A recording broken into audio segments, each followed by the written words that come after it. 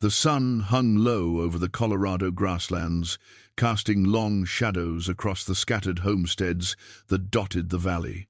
In the distance, the Rocky Mountains stood like silent witnesses to the small dramas unfolding in their shadow. But on this particular evening, something was about to change.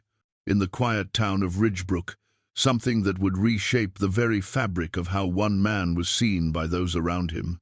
Thomas Hartley was the kind of man people overlooked, not because he was unremarkable, but because he had learned, over years of careful observation, that being invisible was safer than being seen. At 32 years old, he worked a modest stretch of land on the eastern edge of Ridgebrook, raising cattle and tending crops with a methodical precision that few noticed and fewer still appreciated. His hands were calloused from honest work, his back bent from years of labor, and his voice, when he dared to use it, came out soft and measured, easy to dismiss. The townspeople had a name for men like Thomas. They called them failures, even when success was measured only by their own harsh standards. A man without a wife, a man without ambition for the saloon or the church social. A man content to exist at the margins, asking nothing of anyone, expecting nothing in return. To them, his quietness was weakness. His solitude was rejection. His humility was shameful. They could not have been more wrong. Before we jump back in, tell us where you're tuning in from, and if this story touches you, make sure you're subscribed, because tomorrow I've saved something extra special for you. Now, back to the story. The barn behind the Hartley homestead was old, its wooden beams weathered silver by decades of sun and wind. Thomas had spent the better part of the morning mucking stalls, his movements efficient and practiced. The work was never finished. There was always another task waiting, another animal needing care, but he had long ago made peace with that. The rhythmic labor was meditation. The animals depended on him, and that was enough. He was alone, or so he thought. The voices came first, carried on the wind from the direction of town. Thomas recognized them immediately. James Caldwell, the banker's son, and his usual companions, rougher men who gathered at the edges of polite society, looking for targets weaker than themselves. Thomas had learned not to react to their presence, but his. Jaw tightened as the voices grew louder, more aggressive. "There he is," one of them called out, their footsteps crunching on the dry earth outside the barn. "The hermit farmer, still playing with his animals, I see." Thomas continued his work, his hands steady despite the quickening of his pulse. He had learned that reaction was what they wanted. Anger, fear, shame, any emotion would feed their hunger. Better to be stone. "Ignoring us?" James Caldwell appeared in the barn doorway, silhouetted against the afternoon light. Behind him stood 4 others, their faces flushed with the kind of reckless confidence that came from numbers. "That's mighty disrespectful, Thomas. We come all the way out here to visit, and you won't even acknowledge us?" "Afternoon," Thomas said quietly, not turning around. He set down his pitchfork and began moving hay with deliberate slowness. "Don't have much to offer visitors. Barn's not a social establishment." "Barn's not a social establishment," James mimicked, his voice high and mocking. The others laughed, that particular laugh that had a cruelty baked into it. Listen to him trying to sound educated. "You think you're better than us, Thomas?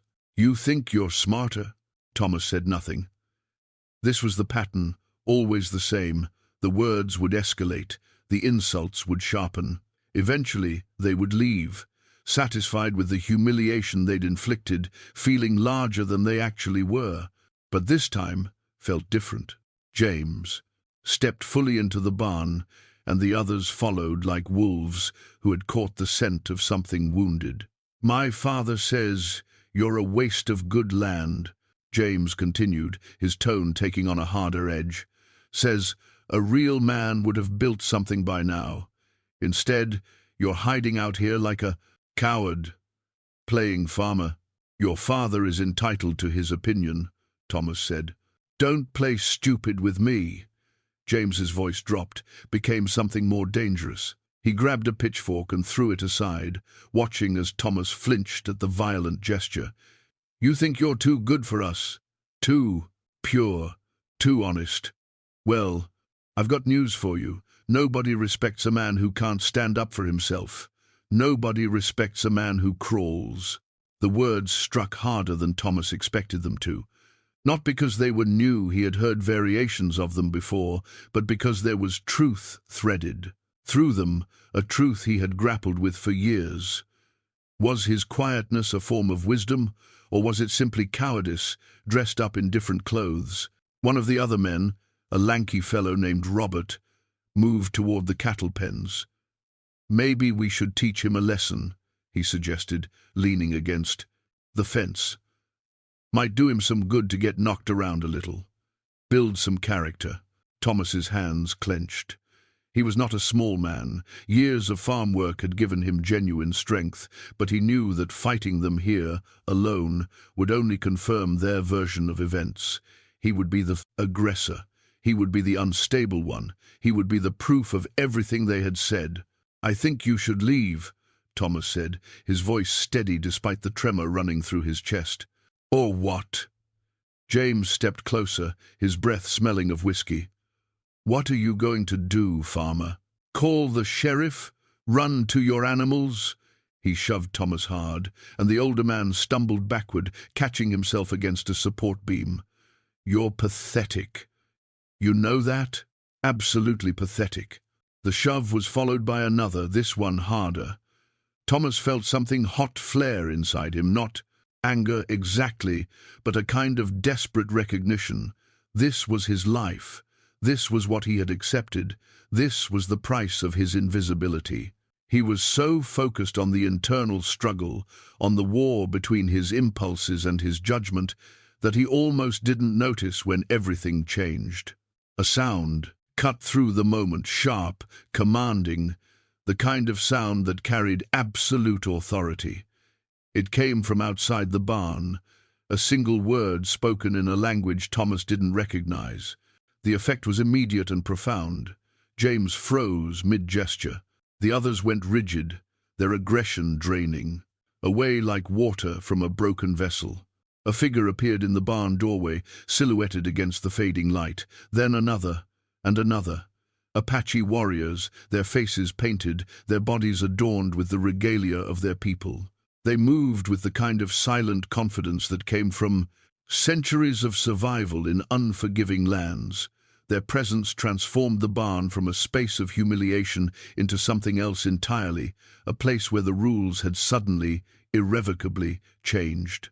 The leader of the group, a man whose face bore the weathered authority of someone accustomed to command, stepped forward. His eyes dark, intelligent, missing nothing, moved across the scene, assessing, understanding. His gaze settled on James, and in that moment, the banker's son became aware of just how small he actually was.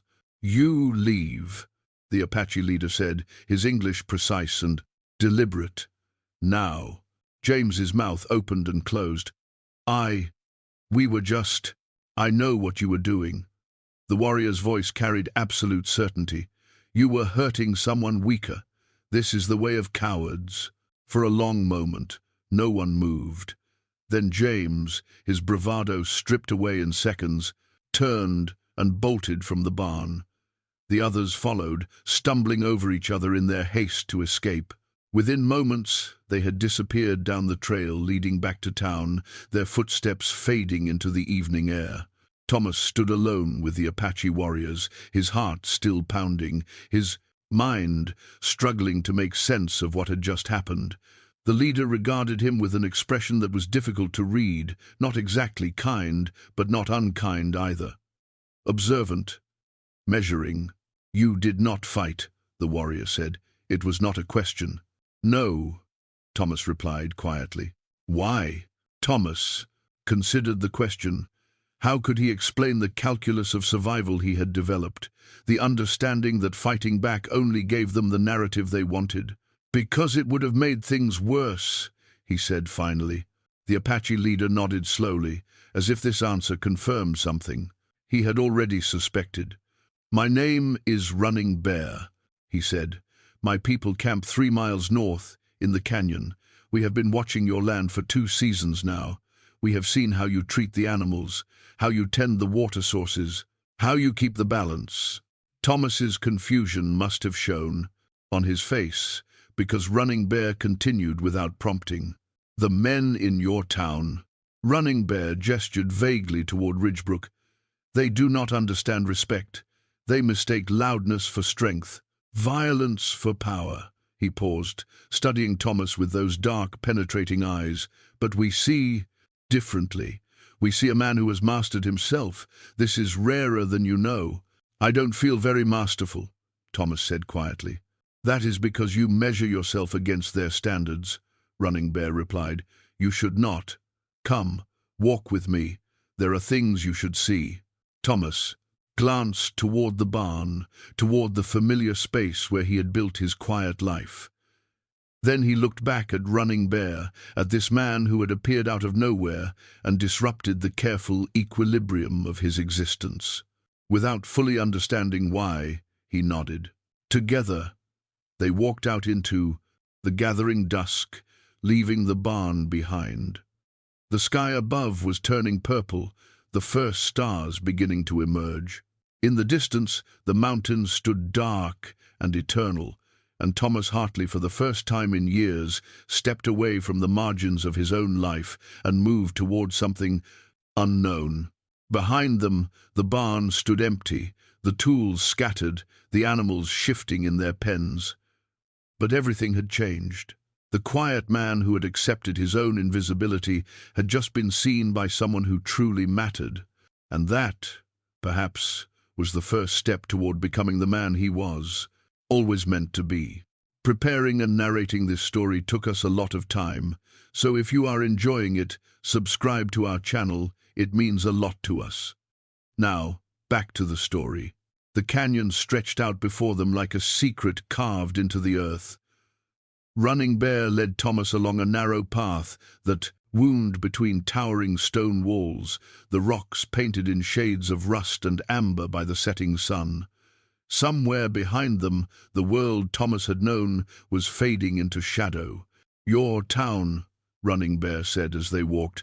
"They measure a man by the noise he makes, the authority he claims, the man, things he takes." He paused, glancing back at Thomas. "But my people, we measure differently. We see a man's worth in what he gives, what he builds that lasts, what he protects." They reached a natural clearing where smoke rose from cooking fires. Apache warriors moved about with purpose, and women and children worked at various tasks. The entire settlement seemed to function as a single organism, each person understanding their role without need for words. Thomas felt the weight of their gazes as he entered their world, not hostile, but assessing. Running Bear introduced him to the leadership circle. There was Gray Mountain, an elder whose face was a map of weather and wisdom. There was Swift Hawk, a warrior who had fought in more battles than Thomas had seen seasons. And there was another woman, Morning Dove, who led a group of younger warriors with the kind of quiet authority that reminded Thomas of how Running Bear himself commanded respect. "This is Thomas Hartley," Running Bear explained. "He is a man of the land. He understands balance. He does not take more than he needs." There was something in his tone, a subtle shift, that suggested Running Bear was already weaving Thomas into the fabric of their community in some meaningful way. Gray Mountain studied Thomas with ancient eyes. "What brings you to the canyon, farmer?" The question seemed simple, but Thomas understood it was not. "I was brought," Thomas replied carefully. "I don't fully understand why." Running Bear spoke again. 3 seasons ago, I watched this man divert water from his stream to the dry land below, land that did not belong to him. He did it in secret, asking nothing in return. Most men would guard every drop as a possession. This man gives what he has. He paused.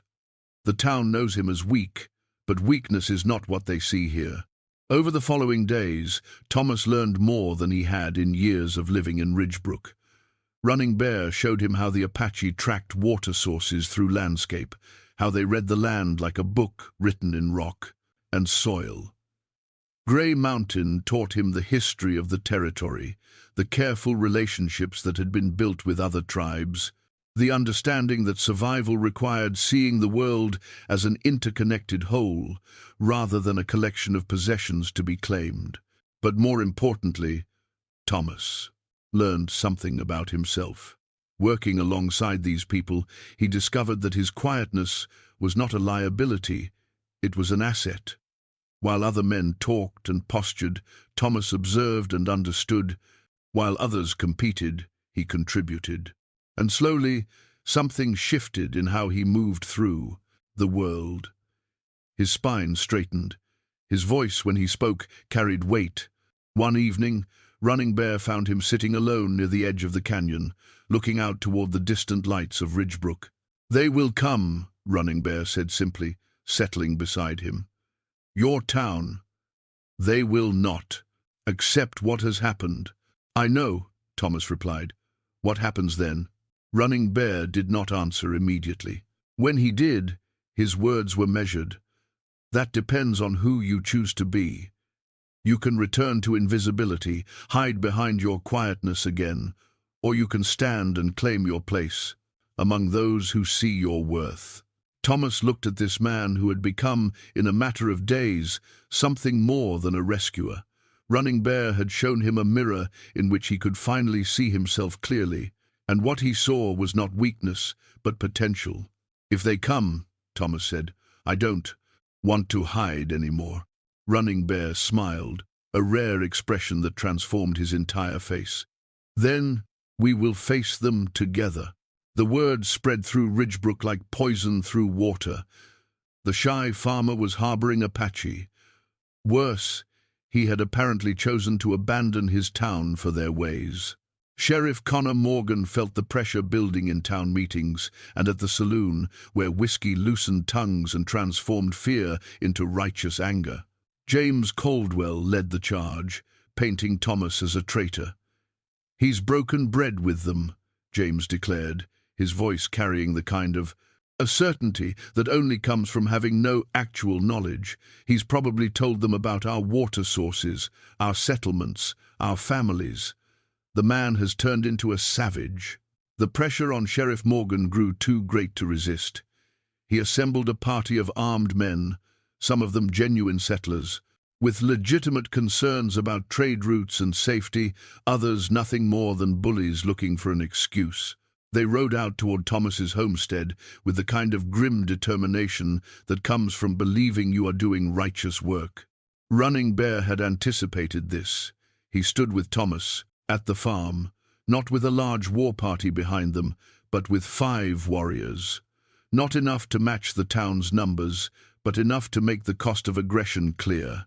The standoff that followed was not violent, but it was intense. Sheriff Morgan, looking deeply uncomfortable, explained that the town wanted Thomas to surrender his land and relocate, preferably far from the territory. The Apache would be leaving, and there would be no more interference in town affairs. Thomas stepped forward. His voice, when he spoke, was steady and clear, a voice transformed by a week of being truly seen. "This is my land. I earned it through work, not through theft or violence. I will not abandon it because your fear has grown larger than your judgment. The Apache are not your enemy," he continued. "They are my allies and my teachers. If that troubles you, that says more about your willingness to understand than it does about any threat they pose." James Caldwell stepped forward, his hand on his gun. "You're making a mistake, Hartley." But before he could draw, Running Bear moved. Not with violence, but with something more powerful. The simple certainty of someone who has nothing left to prove. He stepped between James and Thomas, his hand not on a weapon, but open, peaceful. "You carry your shame in anger," Running Bear said, looking directly at James. "This man hurt your pride by refusing to be broken. Now you want to break him because the silence of his strength shows you the truth of your own emptiness." He paused, I will not let you do this.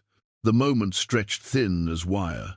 Sheriff Morgan, seeing the situation spiraling in directions he could not control, raised his hand.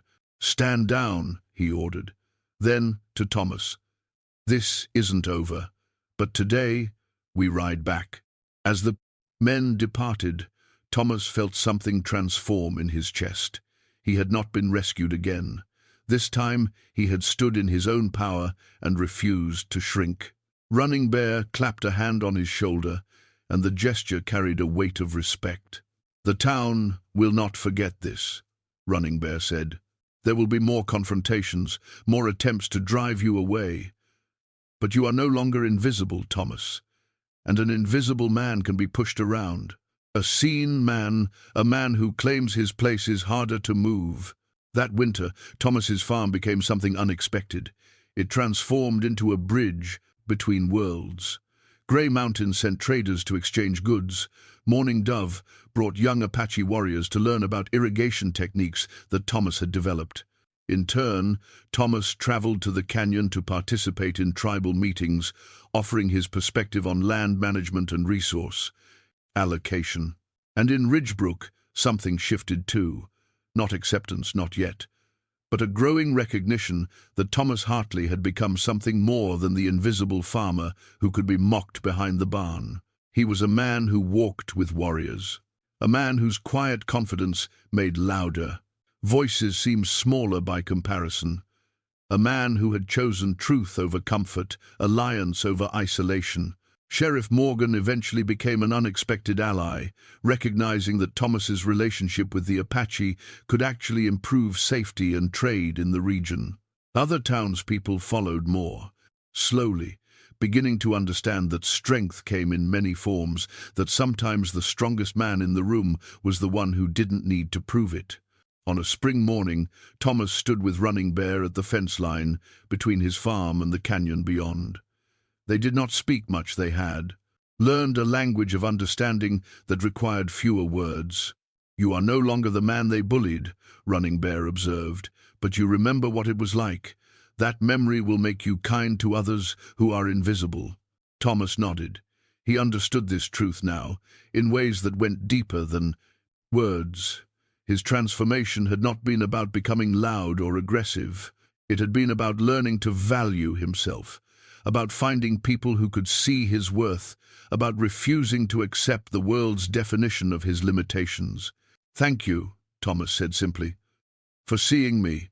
Running Bear placed his hand over his heart, a gesture that meant respect, partnership, and the kind of bond that transcends cultural difference. "You were always here," he replied. "I simply helped you see yourself." And as the sun rose higher over the Colorado grasslands, painting the sky in shades of gold and amber, Thomas Hartley, once invisible, now fully seen, stood between two worlds, belonging finally and completely to both. The first snow of winter came early that year, blanketing the valley in silence. Thomas stood in his barn, not hiding anymore, but working, repairing tools, organizing supplies for the months ahead. His hands moved with purpose, each gesture confident and assured. This was no longer the barn where he had been humiliated. It had become his workshop, his sanctuary, a space transformed by his refusal to be diminished. A rider approached as the afternoon light began to fade. It was not Running Bear, but a young Apache warrior named Joseph, a man caught between two worlds in his own way. Joseph's mother had been Apache, his father a trader from the East. He had lived in both communities, never fully accepted by either, until Thomas's bridge between cultures had given him a place to belong. "Running Bear sends word," Joseph said, dismounting. "There is trouble. Not from Ridgebrook this time, but from the north. The Comanche have been raiding the supply routes that Grey Mountain depends on. 3 traders were killed 3 days ago. Running Bear believes they will escalate." Thomas set down his tools. This was a new dimension of complexity he had not anticipated. His relationship with the Apache had created peace with Ridgebrook, but it had also drawn attention from other tribes who saw the partnership as a threat to their own territorial Interests. What does Running Bear want me to do? Thomas asked. Come to the canyon, Joseph replied. He wants to consult with you about something. He says the solution requires understanding both worlds. By evening, Thomas was riding through the canyon trails with Joseph, watching as the familiar landscape transformed in the fading light. The settlement seemed more heavily guarded than before.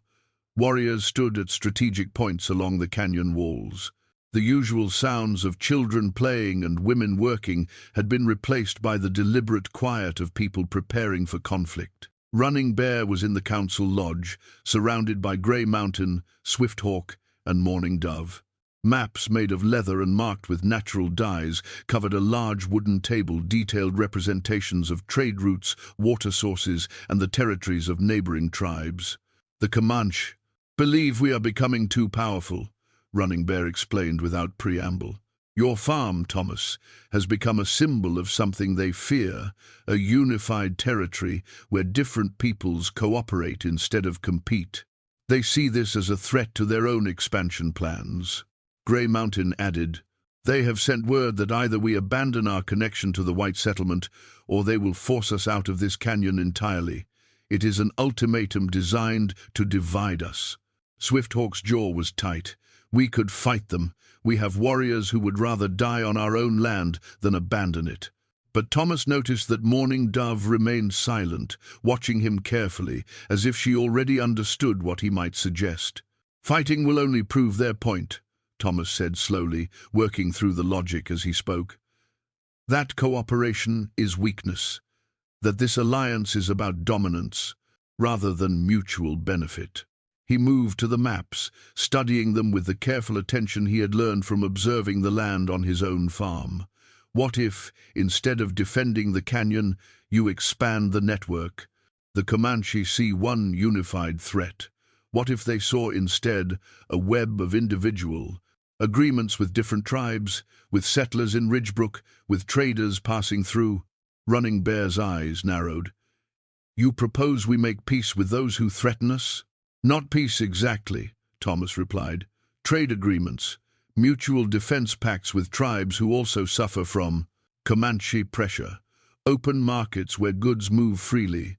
The more people benefit from cooperation, the harder it becomes for anyone to benefit from war. Mourning Dove spoke for the first time. The boy speaks truth, but execution would be difficult. We would need to send ambassadors to negotiate with tribes we have not spoken with in years, to convince them that profit is better than pride. Over the next weeks, Thomas found himself in an entirely new role. He was no longer simply a man learning from the Apache. He had become an advisor, a strategist, a bridge builder on a scale far larger than he had imagined. Running Bear selected him to travel with Joseph to the Kiowa settlement, 3 days' journey north. Their mission was to propose a trade coalition that would benefit all the tribes involved, while making Comanche raids economically irrational. It was delicate work, requiring Thomas to understand not just what the Kiowa needed, but what they feared, what they valued, and what narratives they told themselves about their place in the world. Chief Red Cloud of the Kiowa was an older man, weathered and skeptical. He listened as Joseph explained the proposal, his face revealing nothing. When Joseph finished, Red Cloud turned to Thomas. You are the farmer, the one who chose the Apache over his own people. I chose to see people as individuals rather than as representatives of their group, Thomas corrected gently. My people in Ridgebrook had rejected me. The Apache saw my value. That is not betrayal, that is survival. Red Cloud studied him for a long moment. And what makes you think we should risk Comanche retaliation for the sake of a farming operation in Colorado? Because the Comanche grow stronger when we remain isolated, Thomas replied. A coalition of tribes controlling the major trade routes would make them irrelevant. They raid because they have power through fear. Remove the fear by creating mutual strength, and you remove their reason to raid. The negotiation took 2 days. In the end, Red Cloud agreed to join the coalition, But only because Thomas had understood something crucial. The Kiowa were not motivated by profit or security alone. They were motivated by the desire to prove themselves equal to the Apache. Once, Thomas framed the coalition as an alliance of equals rather than a structure led by Running Bear Red. Cloud's resistance crumbled. When Thomas and Joseph returned to the canyon, Running Bear listened to their report with an expression that suggested he was seeing Thomas clearly for the first time. Not as a rescued farmer, or even as an ally, but as a leader in his own right. "You have given us something more valuable than warriors," Running Bear said. "You have given us a future where strength does not require dominance." But that future still had to be secured. Over the winter, word came that the Comanche had not accepted the coalition's formation gracefully. Instead, they had begun attacking more aggressively, testing the resolve of the newly formed alliance. There were skirmishes, losses on both sides, moments when the entire fragile network threatened to collapse. Thomas found himself in a position he had never anticipated, advising on military strategy, not because he was a warrior, but because he understood logistics, supply lines, and how to make difficult decisions without being driven by emotion. One bitter, cold night, he stood with Running Bear on the ridge, overlooking the canyon, watching fires burn in the distance, signals between allied tribes, coordination happening across vast territories. "You are a warrior now," Running Bear observed, "even though you have never fired a weapon in anger." "I don't feel like a warrior," Thomas admitted. "I feel like a man trying to prevent war, not wage it." "That is what makes you a true warrior," Running Bear replied. "The greatest victories are often those nobody fights." By early spring, the Comanche attacks had diminished. Not because they had been militarily defeated, but because the economics of raiding had shifted. The coalition controlled too many resources. Attacking them was unprofitable. Negotiating was more valuable. A delegation of Comanche leaders arrived at the canyon to discuss terms. Thomas was asked to participate in the negotiations, not as a representative of any tribe, but as the neutral party who understood the logic of mutual benefit. Across the negotiation table sat a Comanche leader named Buffalo Horn, a man whose reputation for ruthlessness was legendary. But as Thomas listened to him speak, he recognized something familiar. Buffalo Horn had become ruthless not because he was evil, but because the world had taught him that strength was the only currency that mattered. "Why should we agree to limit our raids?" Buffalo Horn asked directly. "Our warriors are strong, our territory is vast. What prevents us from simply taking what we want?" Thomas chose his words carefully. "Because taking is temporary. Once something is taken, you must defend it. You must worry about retaliation. You must remain constantly prepared for conflict. But if instead you establish trade routes where goods flow regularly, where your people profit from cooperation rather than conquest, you create something that sustains itself. You become necessary to others rather than merely feared." Buffalo Horn was quiet for a long time. Finally, he said, "You think I became what I am because I wanted to be feared. But the truth is simpler. I became what I am because I wanted to survive. If I can survive through trade instead of blood, I am willing to try." The agreement that followed was not perfect. It did not solve all conflicts or eliminate all raiding, but it created a framework where cooperation was more profitable than war, where survival did not require dominance, where strength could be expressed through building rather than destroying. When the Comanche delegation departed, they took with them the first shipment of goods from the coalition: horses, tools, dried meat, and cloth. In return, they left behind agreements that would reshape the entire region's economic and political landscape. Grey Mountain hosted a celebration that night. Warriors danced, women sang, children played without fear, and in the midst of it all, Running Bear found Thomas sitting alone near the fire, watching the shadows dance across the canyon walls. "You came to us invisible," Running Bear said, a man so diminished by rejection that he had begun to believe the lies told about him. Look at you now. Thomas considered this. He thought about the scared man in the barn, trembling under the weight of others' contempt. He thought about the moment of recognition when Running Bear had cut his invisible bonds. He thought about the journey that had brought him, from that moment to this, standing as an architect of peace between nations. "I am the same person," Thomas said quietly. "But I am no longer alone in knowing my worth." Running Bear smiled. "That is all. Any of us truly needs someone to see us clearly, and the courage to believe what they see."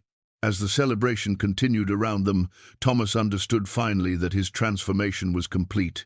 He was no longer the bullied farmer hiding behind his barn. He was not even the rescued man being taught by warriors. He had become something else entirely, a man who had learned to see others as clearly as he had learned to see himself, and who used that sight to build something that transcended the boundaries of tribe, territory, and tradition. The Colorado grasslands had become a place where a shy farmer and Apache warriors had created something neither could have achieved alone, and, in doing so, they had proven something that the old world of Ridgebrook had tried hard to deny, that the greatest strength lies not in what we take from others, but in what we build together. 2 years had passed since Thomas Hartley first cut the ropes that bound him to invisibility. The Colorado territories had transformed around him in ways both visible and subtle. The coalition between tribes had become institutionalized. Trade flourished. Young people from different communities worked side by side without the weight of old prejudices crushing them. The farm that had once been a place of shame had become a symbol of possibility. But success, Thomas was learning, carried its own burdens. The problem began quietly, the way most serious problems do. A group of settlers from back east had arrived in Ridgebrook, drawn by rumors of opportunity and cheap land. They were not the kind of settlers who had lived through the careful negotiations and hard-won compromises of the past 2 years. They came with ideologies about civilization and progress that bore no resemblance to the reality Thomas and Running Bear had built. Their leader was a man named Edmund Voss, a wealthy businessman with connections in Denver and the territorial government. He saw the trade coalition not as a peaceful solution, but as an economic competitor. More troubling, he saw the intermingling of cultures as a threat to what he called proper order. James Caldwell, surprisingly, had become an unlikely ally in opposition to Voss. The years had changed James. Working alongside Thomas, who had never lauded his transformation over him, had gradually eroded the younger man's arrogance. But Voss represented something neither Thomas nor James could easily counter: legitimate political power, backed by federal authority. Voss began spreading a different kind of poison. He did not speak against the Apache openly. Instead, he used language that sounded rational, even progressive. He talked about how the coalition was preventing settlement and development. He suggested that the territories would be more prosperous if organized under proper American governance rather than tribal arrangements. He proposed a federal buyout of Apache lands, offering compensation that was technically fair but fundamentally dishonest. It assigned no value to the established trade networks, the cooperative infrastructure, the delicate balance of relationships that had taken years to build. When Running Bear learned of the proposal, he called Thomas to the canyon. But this time, something was different in his manner.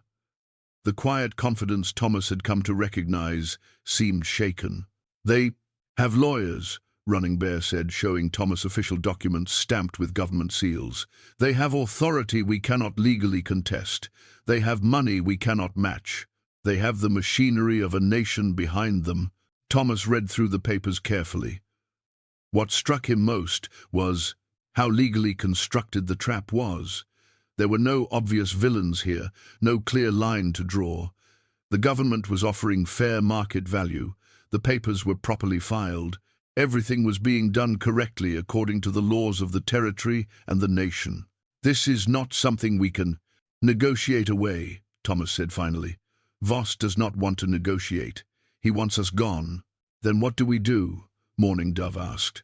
She had become not just a military leader but an advisor on political matters, her strategic mind as sharp as any general's. We cannot fight the government of the Pod, United States. Thomas thought of the barn, of that moment when he had been bound and helpless. He thought of how Running Bear had cut his ropes. But he also recognized that this problem could not be solved through individual bravery or even through the construction of economic networks. This required something different. It required understanding the system Voss was trying to use against them and finding leverage within that same system. We need a different kind of legal representation, Thomas said slowly. Not warriors or negotiators, but lawyers. And we need to tell our story not just to the Apache or even the coalition, but to the American public. This idea seemed foreign to the council, but Grey Mountain, whose wisdom had only deepened with age, understood immediately. The farmer speaks of fighting fire with the white man's own tools. Go to Ridgebrook, find allies there.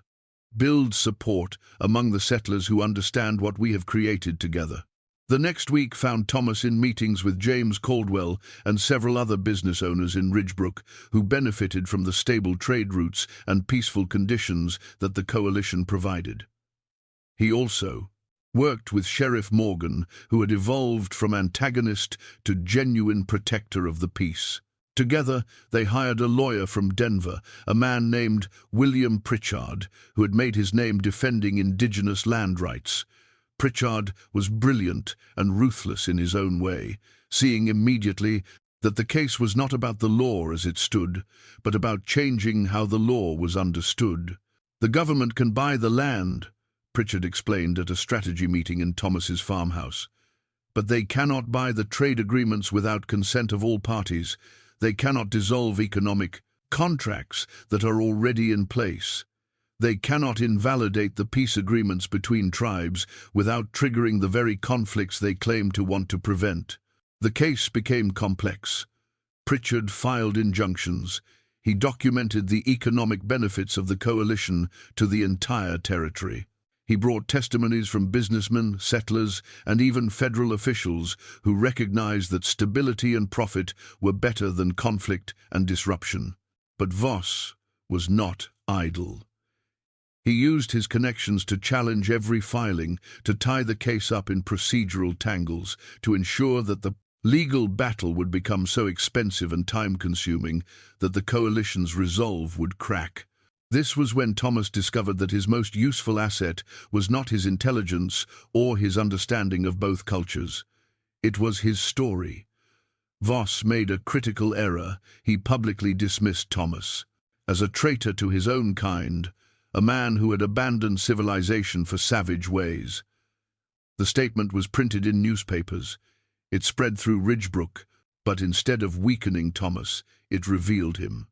James Caldwell wrote a detailed account of Thomas's transformation, published in the Territorial Press. He described the bullying in the barn, the moment of rescue, the years of patient bridge building. He framed Thomas not as a traitor, but as a pioneer of a new kind of frontier, one where strength came from inclusion rather than exclusion. The narrative shifted. Thomas became famous. Articles were written about him. A photographer came from Denver to take portraits. He was invited to speak at civic organizations.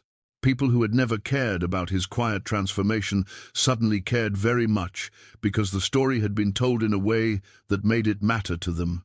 More importantly, the story made it politically dangerous for Voss to push too hard. Federal officials who had been sympathetic to his position found themselves fielding questions about why they would destroy a functioning peace just to enrich a single businessman. The breaking point came when Pritchard uncovered something in the territorial archives, documents showing that an earlier commissioner had actually promised to recognize tribal sovereignty over the canyon territories. Voss's offer to buy the land was technically a violation of those earlier agreements. It was not a complete victory. The legal battle ended in a compromise that took another 6 months to finalize. The Apache retained their territorial rights. The coalition remained intact, but Voss received compensation for the inconvenience to his business interests, and the government maintained nominal authority over the time lands while promising not to interfere with the existing arrangements. In the end, Thomas understood it was not the perfect outcome anyone would have written if given complete freedom, but it was a real outcome, achieved through the difficult work of navigating systems, building coalitions, and telling stories that made people care. When it was over, Thomas found himself changed again, though not in ways he had anticipated. The man who had been bullied in a barn was now a figure of some public prominence. Newspapers referred to him as the farmer peacemaker. Politicians wanted to meet him. Investors wanted to back his ventures. He stood in his farmhouse one evening, holding letters from people he had never met, some praising his wisdom, others seeking his counsel on their own conflicts. Running Bear entered without knocking, a privilege they had earned through years of trust. "You are exhausted," Running Bear observed, studying Thomas's face. "I am," Thomas admitted. "I thought once we won, once the immediate threat was past, I could rest. But there are always new problems, new people who want something from what we have built." Running Bear sat by the fire. "This is the cost of creating something that matters. You are no longer invisible, and visibility brings demands you cannot refuse without becoming a different kind of invisible." "Is that wisdom?" Thomas asked, not entirely sarcastically. "It is observation," Running Bear replied. "Whether it is wisdom depends on what you choose to do with it." Thomas considered this. He thought about the 2 years since his transformation, the arc from personal recovery to creating systems of peace, to defending those systems from people who would destroy them for profit. He had not sought any of this. He had wanted only to be seen, to be valued, to belong somewhere. But belonging somewhere meant being responsible for keeping that place safe, and that responsibility had expanded far beyond what he could have imagined when he first cut those ropes in the barn. "I think," Thomas said slowly, "I need to build something new, not for myself, but for others who are where I was, young people, others who are bullied or rejected. I want to create a place where they can learn what I have learned, not about farming or negotiation, but about seeing themselves clearly and refusing to accept someone else's definition of their worth." Running Bear nodded as if this was the answer he had been waiting to hear. "Then you have finally understood the deepest lesson. The transformation is not about you. It is about what you do with what you have become." Over the following months, Thomas began establishing what he called simply the farm. Not just his property, but a school and sanctuary for young people from multiple communities who had been rejected or marginalized. Apache youth learning alongside settlers' children. Mixed heritage young people like Joseph finding mentors who understood their particular struggles. Even a few of the Comanche youth came, drawn by the reputation of a place where strength was measured not by dominance, but by integrity. In the evenings, Thomas would stand at the fence line overlooking his property, watching young people work together on projects that required cooperation. Some were building a new barn, others were learning animal husbandry, still others were studying law and philosophy under the tutelage of William Pritchard, who had become a regular visitor. One of these young people was a girl named Catherine, half settler, half Kiowa, who had been thrown out by her settler family for refusing to renounce her mother's heritage. She had arrived at the farm, broken in ways similar to how Thomas had been broken. But now, 6 months later, she moved with a quiet confidence that Thomas recognized because he had felt it growing in himself. On the evening of Catherine's 16th birthday, Running Bear found Thomas again at the fence line. "You are creating them," Running Bear said. "New versions of yourself, people who have been broken and are learning to be whole again." "Is that what we are doing?" Thomas asked. "It is more than that," Running Bear replied. You are creating a world where what happened to you cannot happen so easily, where invisibility is a choice, not a prison, where rejection is an opinion, not a verdict. Thomas smiled. For the first time since the legal battle ended, he felt the weight lift slightly from his shoulders. Not the weight of responsibility that would never fully lift, but the weight of believing that his transformation was only about himself. He finally understood that being seen clearly was only the beginning. The real work was helping others see themselves and building systems that made such seeing possible for those who came after. The sun set over the Colorado grasslands, painting the sky in shades of red and gold. And in that light, Thomas Hartley, once bullied, once invisible, now a builder of possibilities, watched a new generation learn what he had learned, that strength is not something you are born with, but something you create through the courage to be seen and the wisdom to help others find their own visibility. 5 years after Thomas first stood at the fence line of his farm, watching a new generation learn to value themselves, something unexpected happened. Running Bear became ill. Not dramatically, not with the kind of sudden sickness that leaves room for heroic intervention, but with the slow decline of a man whose body had simply lived through too much. The winter of his sickness was harsh, with snow falling so thick that the canyon became almost unreachable. Thomas made the journey anyway, riding through storms that would have seemed impassable a decade earlier. When he arrived, he found Running Bear in his dwelling, tended by Mourning Dove and several younger warriors who had taken on the responsibility of his care. Running Bear's face had grown thin, the lines deeper, his eyes carrying the particular weariness that comes from understanding that time is finite.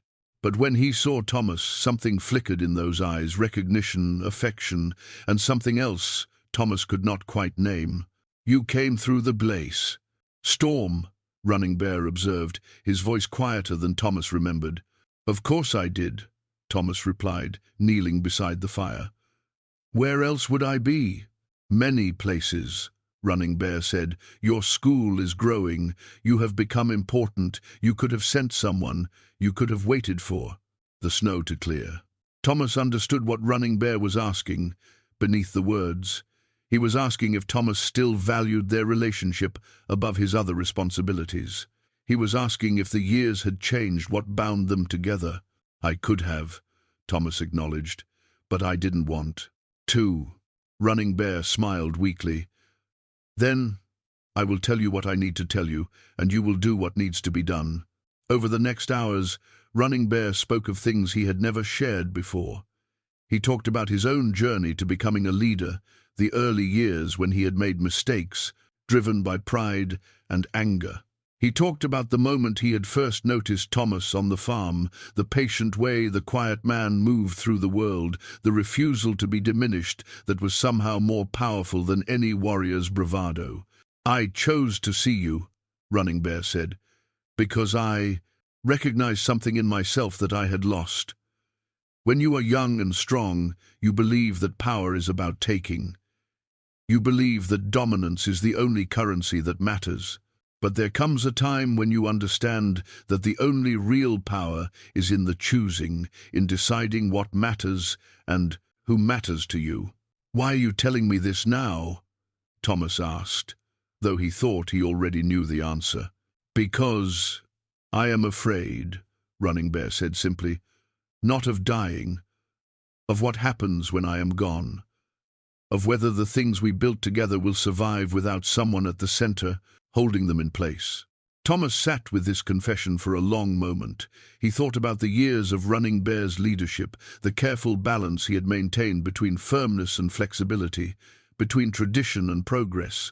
He thought about how much of the coalition's success had rested on Running Bear's particular genius for seeing people clearly and understanding their deepest motivations. "You are afraid that you are irreplaceable," Thomas said finally. "I am afraid that I made the systems too dependent on my judgment," Running Bear corrected. "That I did not prepare others to think the way I think." "Then help me understand," Thomas said. Help me learn what you need the next generation to know. Running Bear's illness kept him alive longer than anyone expected. Through the winter and into the spring, Thomas spent half his time at the canyon, learning, running. Bear taught him the history of the Apache, not just the battles and great moments, but the decisions that had been made in quiet councils, the compromises that had been necessary, the relationships with other tribes that had been carefully cultivated over generations. But more importantly, running. Bear taught him something about leadership itself. He taught Thomas that true leadership was not about having all the answers, but about asking the right questions. It was not about commanding obedience, but about creating conditions where people could do their best thinking. You think your school is about teaching young people to value themselves, Running Bear said one afternoon when he was particularly lucid, but it is really about teaching them to ask themselves important questions about their worth, about their choices, about what kind of person they want to become. The answers they come up with will be their own, not yours. Thomas began implementing this philosophy at the farm. He stopped being the sole authority figure and instead created a council of teachers, Apache, settler, mixed heritage, who brought different perspectives to the work of helping young people find their paths. One of these teachers was Catherine, the Kiowa settler girl who had arrived broken 5 years earlier. She had blossomed in the environment of the farm, and now, at 21, she had become one of Thomas's most important advisors. She understood the particular struggles of young people caught between cultures in ways that the adults in her life never could. They don't just need to be seen, Catherine said during one council meeting. They need permission to be complex, to hold multiple identities, to change their minds, to make mistakes and not have those mistakes become permanent definitions of who they are. Thomas recognized in Catherine something he had seen growing in himself over the years, the ability to take her own pain and transform it into insight that could help others. He also recognized something else. The future was Catherine's generation, not his. When Running Bear died, it was on a spring morning with wildflowers beginning to bloom in the canyon. His passing was peaceful, almost gentle, the way a man might drift off to sleep. Thomas was there, along with Mourning Dove, Grey Mountain, and several of the younger warriors who had come to understand that an era was ending. The funeral lasted 3 days. Warriors from allied tribes traveled to the canyon to pay respects. Settlers from Ridgebrook came, people who had once seen the Apache as threats, but who now understood what Running Bear's leadership had meant. Even some of the Comanche came, the ones who had negotiated peace through understanding rather than dominance.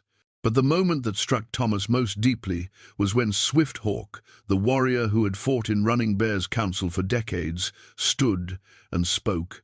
"I expected to die before him," Swift Hawk said, his voice strong despite his age. "I expected to follow him into whatever comes after this world, but he is gone, and I remain. So I understand that his work must continue through us, not as he would have done it, but as we understand it must be done now." After the funeral, the Apache leadership gathered to discuss succession. The council included Mourning Dove, Grey Mountain, and several other elders and warriors. But to Thomas's surprise, they also asked him to participate in the discussion not as a member with voting power, but as someone whose voice carried weight in understanding what the coalition needed going forward. Running Bear left instructions, Grey Mountain said, producing a document written in Running Bear's careful hand. He asked that we not choose a single leader to replace him. Instead, he asked that we distribute leadership among those who have learned his way of thinking. The council debated for hours. In the end, they created a leadership structure that was genuinely revolutionary, a rotating council with different people taking primary responsibility for different aspects of governance. Mourning Dove would oversee military and security matters. Grey Mountain would maintain tribal traditions and historical knowledge. Swifthawk would manage external relations with other tribes, and Thomas, though not Apache, would serve as an advisor on economic matters and bridge building between communities. It was a structure that would have seemed chaotic to Edmund Voss or to the government officials in Denver, but Thomas understood immediately what Running Bear had done. He had built a system that could not fail because it did not depend on any single person's brilliance. It distributed power in a way that made it sustainable. Yet, with this recognition came a deeper understanding. Thomas realized that his own role had fundamentally changed. He was no longer the man being taught by Running Bear. He was no longer even the man teaching young people at the farm. He had become an elder, someone whose responsibility was to ensure that the knowledge and wisdom of the past was preserved and transmitted to future generations. It was a role he had not sought and was not entirely sure how to fulfill. In the months after Running Bear's death, Thomas found himself grappling with questions he had not anticipated. He had assumed that once he had been seen and valued, once he had built institutions and bridges, he could rest. But invisibility, he was learning, was not the only form of burden. Visibility had its own weight. Catherine found him one evening sitting alone in his barn, the same barn where he had been bullied so many years ago. "You are grieving," Catherine said simply, sitting beside him without asking permission.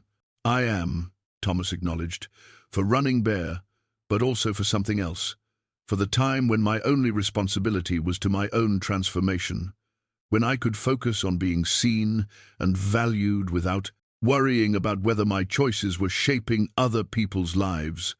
That time never really existed," Catherine said gently.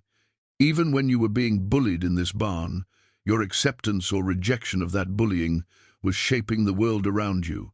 You cannot live without affecting others. The only choice is whether you do so consciously or unconsciously." Thomas looked at this young woman who had learned to think so clearly, and he felt something shift in him.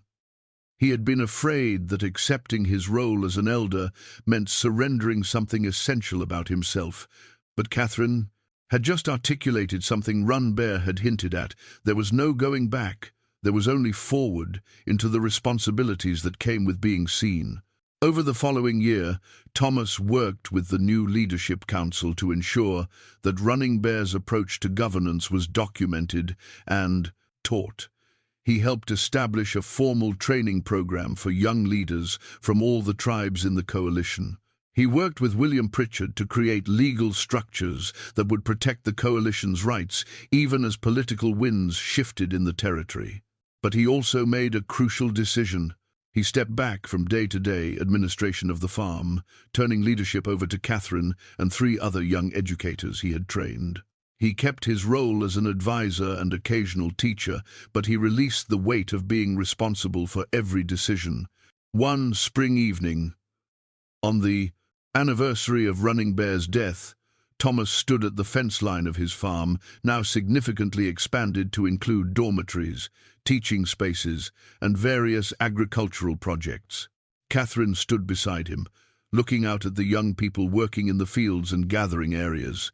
"Running Bear once told me that the greatest victories are often those nobody fights," Thomas said. "I think he was right. The victory of this place is that it exists at all, that young people from different communities are learning together, that rejection and invisibility are not permanent sentences here." "What happens when you are gone?" Catherine asked, not unkindly but with the directness that had become her characteristic style. "It continues," Thomas said. "Not exactly as I would run it, but better, probably, because it will be shaped by people who see things I have never seen. That is how systems survive, not by being perfect copies of what came before, but by evolving." Catherine smiled. "You have learned from Running Bear, after all." That night, Thomas wrote a letter, not to Catherine or to any specific person, but to whoever would read it in the future, whether that was a year from now or a century. He wrote about what he had learned, about invisibility and visibility, about the courage it takes to be seen, about the responsibility that comes with that seeing, about how the greatest work is not what any individual accomplishes, but what they help others become capable of accomplishing. He sealed the letter and placed it in a protected space in the barn where he had been bullied so many years ago. He did not tell anyone about it. It was not meant to be found soon. It was meant to be discovered by someone in the future who might need to hear from someone who understood what they were going through. As he left the barn, Thomas understood finally that he had come full circle. The frightened, bullied man who had once hidden in this space had been replaced by someone else entirely, not through forgetting what had happened, but through never forgetting, free it, and letting that memory shape everything he did going forward. The Colorado grasslands stretched out before him in the twilight, vast and eternal. And Thomas Hartley, once invisible, now a builder of futures, stood in that landscape, understanding finally that his greatest achievement would not be anything he did himself, but everything that grew from the seeds he had helped plant in other people's hearts. 23 years after Thomas Hartley first cut ropes that bound him to invisibility, a young woman arrived at the farm in a state of profound despair. Her name was Eleanor, and she was half Mexican, half American, carrying the particular burden of belonging nowhere that Thomas knew so well. She had been thrown out of her home in Santa Fe by a father who believed her mother's heritage was a stain on the family name. She had tried to disappear into invisibility, hoping that if she was quiet enough, small enough, unobtrusive enough, the pain would stop. It did not work. Invisibility never does. It only postpones the moment of reckoning. Eleanor arrived at the farm, expecting a place of charity, somewhere to hide until she was old enough to disappear into some distant city. Instead, she encountered something that changed everything about how she understood herself. She found Thomas in the main barn, the famous barn where, according to the story everyone at the farm knew, a shy farmer had once been bullied until Apache warriors changed the course of his life. At 73 years old, Thomas was no longer the man who had stood at fences in wonder. His hands were more weathered, his hair was completely white, his movements were slower, more deliberate. But his eyes held the same quality that Catherine had learned to recognize decades earlier, the ability to see a person completely and without judgment. "You think you are less than you are," Thomas said, not as a question but as a statement of fact. Eleanor had not told him her story, had barely spoken since arriving the day before. But Thomas did not need words to understand her. "I think I am exactly what my father said I am," Eleanor replied, her voice bitter. "A mistake, a confusion of bloodlines, an embarrassment." Thomas set down the tool he had been working with and turned to face her fully. "I was told I was weak, pathetic, worthless, a burden on the people around me. I believed those things for a very long time. Do you know what made me stop believing them?" Eleanor shook her head. "Someone saw me," Thomas said simply. "Not the me that had been defined by rejection, but the me underneath, that the person capable of doing work that mattered, thinking thoughts that were valuable, caring about things in ways that were good. That seeing changed everything." Over the following months, Eleanor experienced something similar to what Thomas had experienced 2 decades earlier, though the form was different because the world had changed and the people delivering that seeing had changed as well. Catherine, now in her mid-40s and the primary director of the farm, worked with Eleanor on understanding that complexity was not a flaw, but a gift. She showed Eleanor how being caught between cultures was actually a superpower if you learned to see it that way. It meant you understood multiple ways of thinking, multiple ways of moving through the world, multiple sources of wisdom. Morning Dove, who had stepped back from active leadership of the Apache but remained a frequent presence at the farm, taught Eleanor about the history of people caught between worlds. She shared stories of Apache warriors who had to navigate relationships with Mexican raiders, American settlers, and other tribes. She showed Eleanor that the capacity to live between boundaries had always been valuable. It was only modern thinking that had taught people to see it as a problem.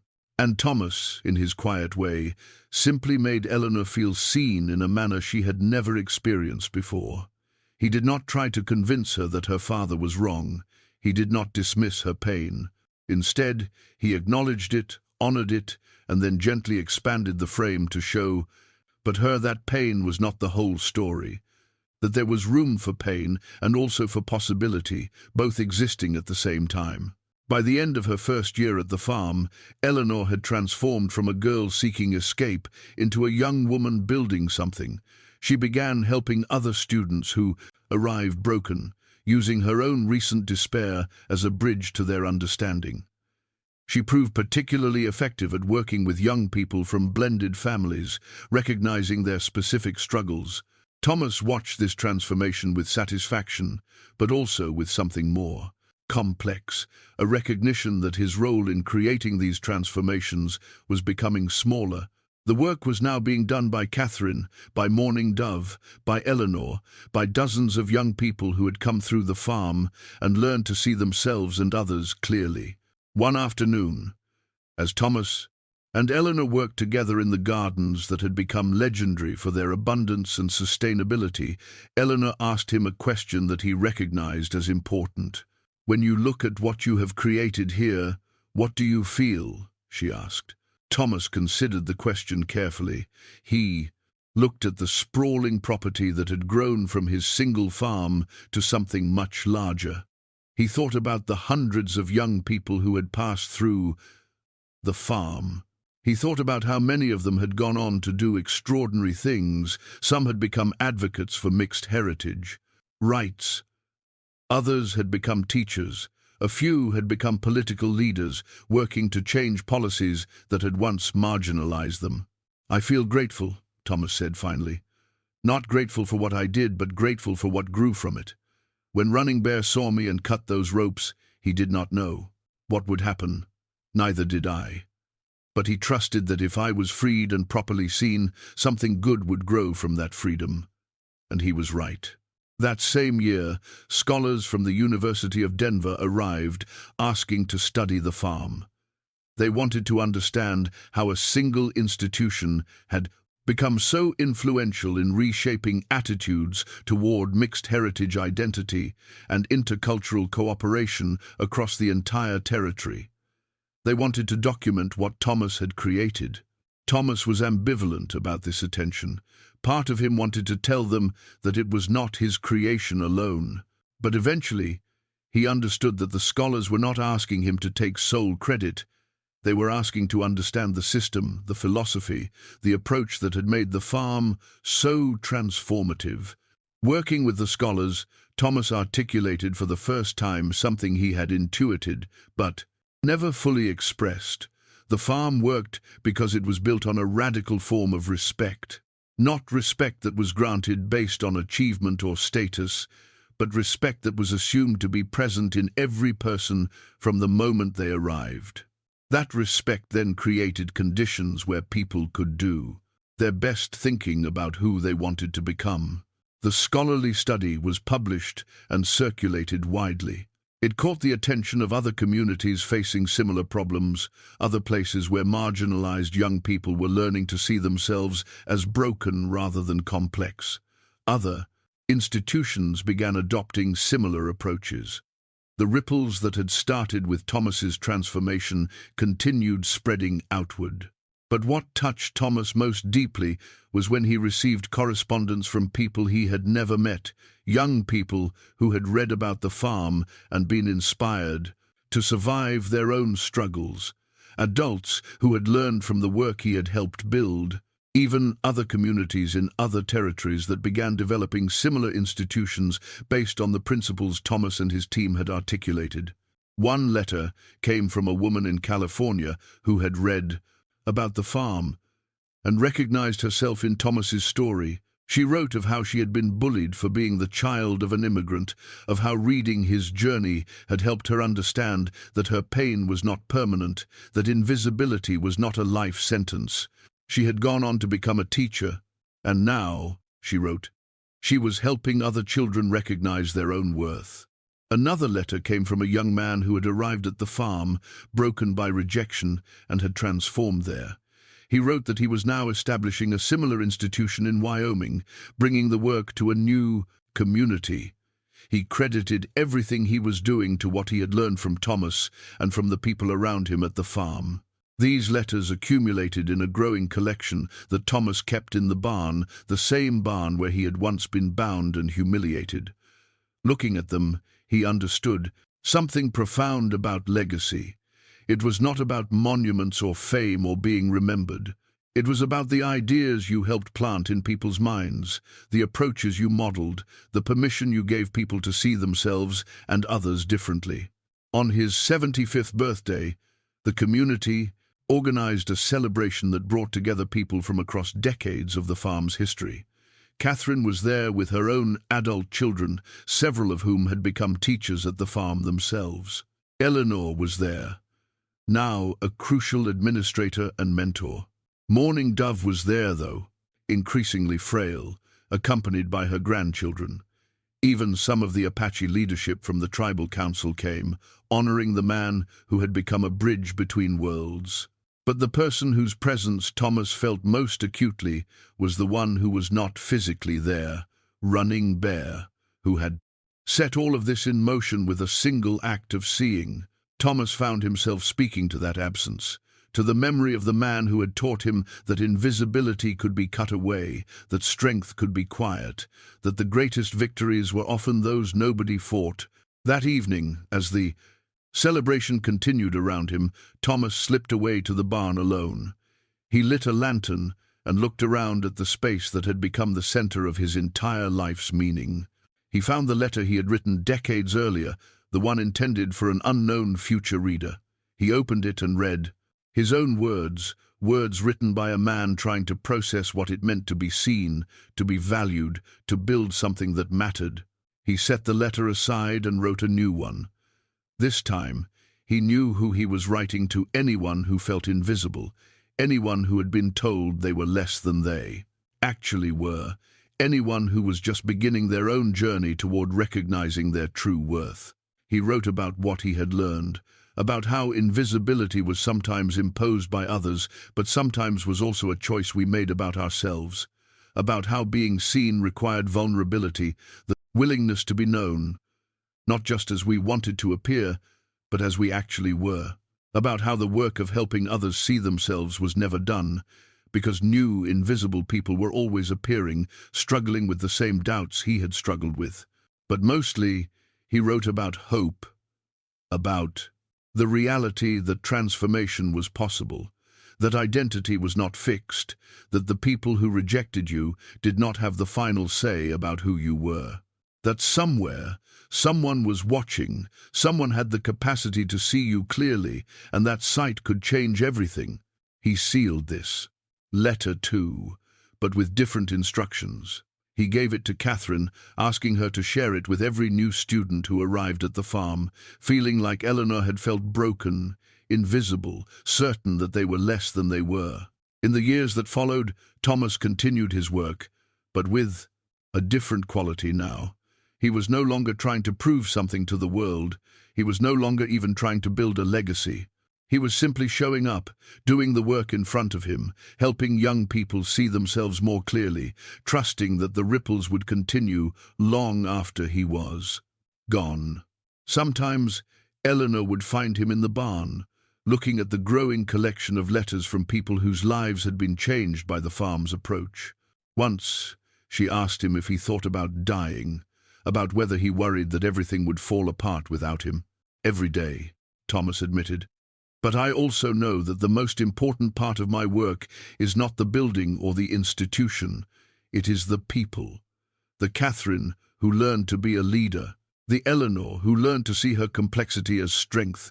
The hundreds of others who came broken and left whole. They carry the work forward now. I am just one person in a much longer chain.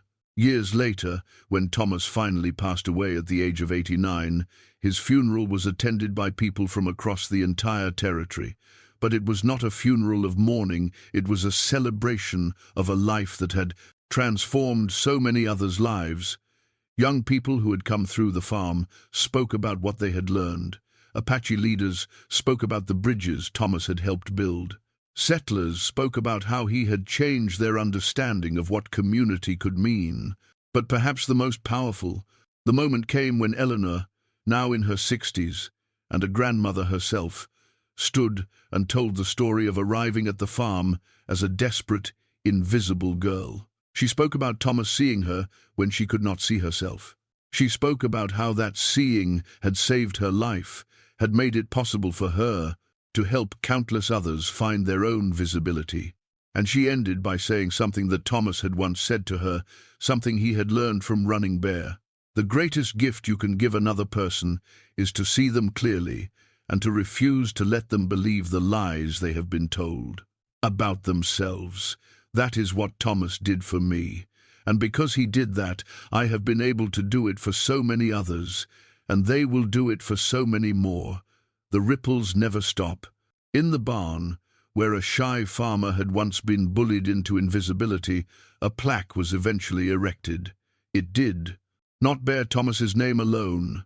Instead, it bore the names of everyone who had ever been part of the farm: students, teachers, administrators, visitors, all the people who had contributed to the work of helping invisible people see themselves. The plaque read simply, "Here, invisibility ends and seeing begins." Every person who walks through this door carries the power to help others find their own visibility. That power is your legacy. The Colorado grasslands stretched out beyond the barn, vast and eternal as they had for centuries. But they had been changed by one man's refusal to accept invisibility, by one warrior's decision to see clearly, by generations of people committed to helping others find themselves. And somewhere in the future, in a time Thomas would never see, new invisible people would arrive at the farm, broken and doubting their own worth. And they would be seen, and the ripples would continue. Because that is what happens when someone finally sees you clearly. You spend the rest of your life helping others be seen. And that work, more than any building or institution, is the truest legacy anyone can leave behind. 31 years after Thomas Hartley first stepped into the canyon as a rescued farmer, a different kind of crisis began to unfold. It was not visible, not immediate, not the sort of crisis that commanded attention through violence or urgency. It was the quiet crisis of erasure. A historian named Dr. Sarah Chen arrived at the farm in the summer of 2012, 137 years after the original events had unfolded, wanting to document the story for academic purposes. What she discovered while digging through archives and conducting interviews was deeply troubling. The history everyone knew the story of: Thomas and Running Bear, the Apache rescue, the transformation of a bullied farmer, was only one layer of a much more complex reality. The untold stories belonged to the women. Mourning Dove had been instrumental in every major decision the coalition had made. She had led warriors, managed resources, negotiated treaties, and shaped policy with a strategic mind that rivaled anyone's. Yet the historical record barely mentioned her. Swift Hawk had been Running Bear's closest advisor for decades, and while he was occasionally referenced, the depth of his strategic contributions had been almost entirely erased. Even Catherine, who had essentially run the farm and shaped an entire generation of young people, was usually mentioned only in relation to what Thomas had taught her. And there were others whose stories had been almost completely lost. A Kiowa woman named Three Feathers, who had been part of the original coalition negotiations, an Apache trader named Jacob, who had worked tirelessly to establish the economic networks that made the coalition functional, a settler woman named Margaret, who had been one of the earliest supporters of the farm and had taught there for 2 decades before moving away. Dr. Chen brought her findings to Eleanor, who was now in her 70s and serving as keeper of the farm's institutional memory. These stories matter, Dr. Chen said, showing Eleanor the gaps in the historical record.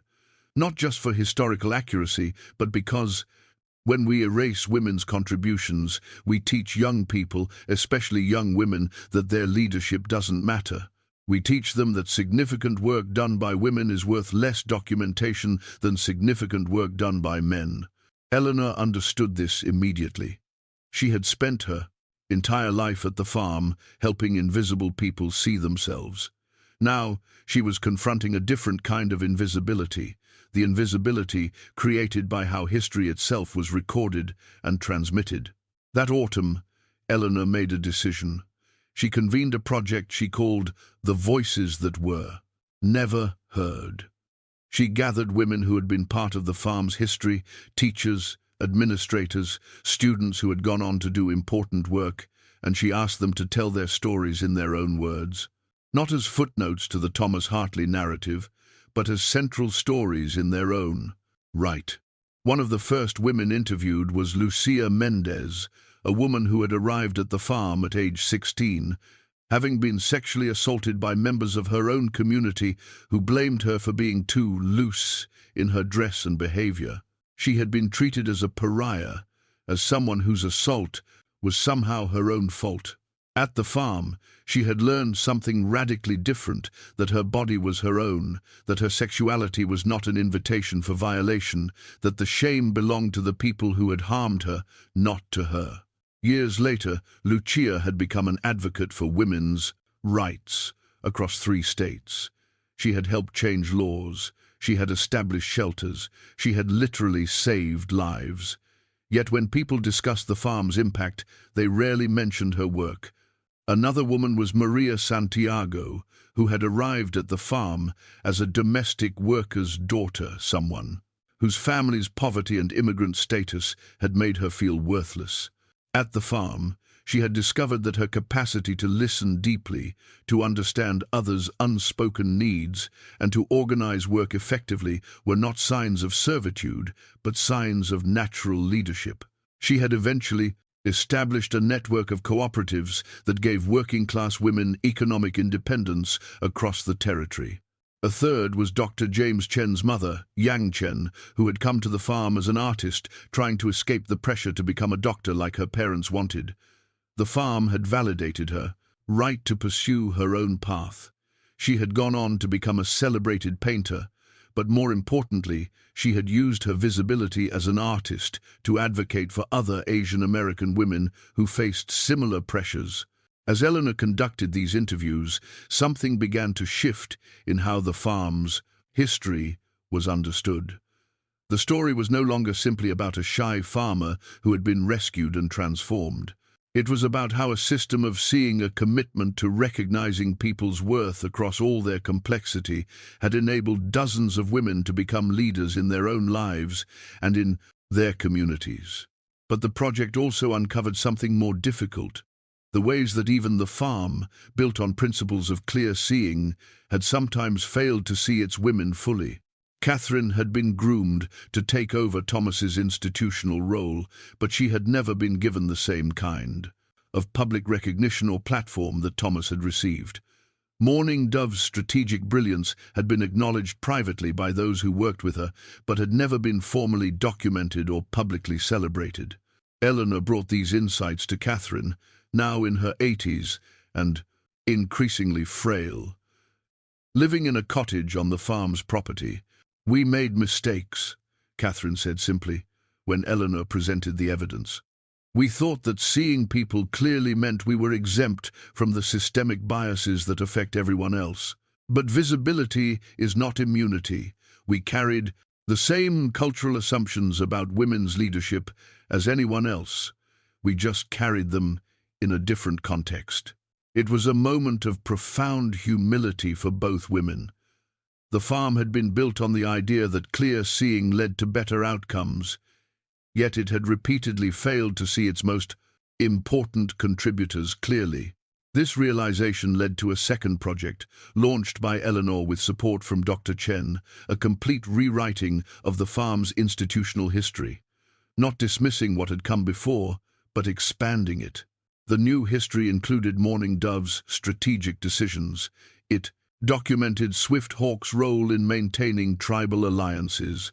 It told Catherine's story not as a student of Thomas, but as an independent leader who had shaped the farm's evolution in crucial ways. The project expanded beyond the farm itself. Eleanor worked with tribal historians to ensure that Apache women's contributions were properly recorded. She collaborated with community historians to document settler women's roles. She helped establish an archive dedicated specifically to preserving the stories of women who had been part of the coalition's development. This work attracted attention from beyond the territory. Other institutions, other communities, began recognizing that they had similar gaps in their historical records. Universities began reaching out to ask how the farm had conducted this process of reclaiming erased narratives, but not everyone was supportive. Some people who had invested their identities in the traditional narrative, the story of Thomas as the central hero, felt threatened by this expansion. They argued that adding women's stories was about rewriting history to suit modern political sensibilities.